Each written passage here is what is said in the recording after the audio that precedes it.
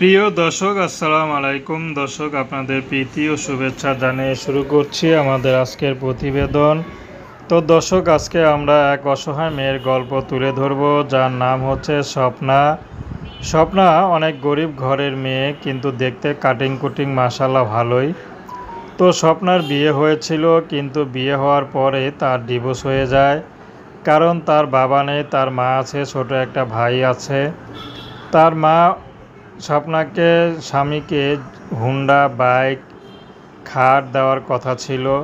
তো এই তিনটা জিনিস না দেওয়াতে কয়েক মাস পর স্বপ্নাকে তার স্বামী ডিভোর্স দিয়ে দেয়। তো স্বপ্নার কিছু করার ছিল না, যেখানে স্বামী যার ভাত খাবে, যার সাথে সারা জীবন থাকবে, সে যদি ভালো না বাসে, তাহলে জোর করে কিন্তু ভালোবাসা আদায় করা যায় না।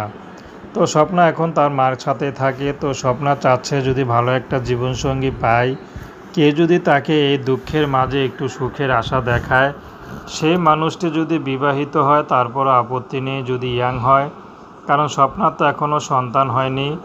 যদি কোনো ইয়াং ছেলেও অল্প টাকা বেতন পায়, বিয়ে করতে ভয় পাচ্ছে, যদি তাকে পরিবারকে না জানিয়ে যদি গোপনে বিয়ে করতে চায়, স্বপ্না রাজি আছে।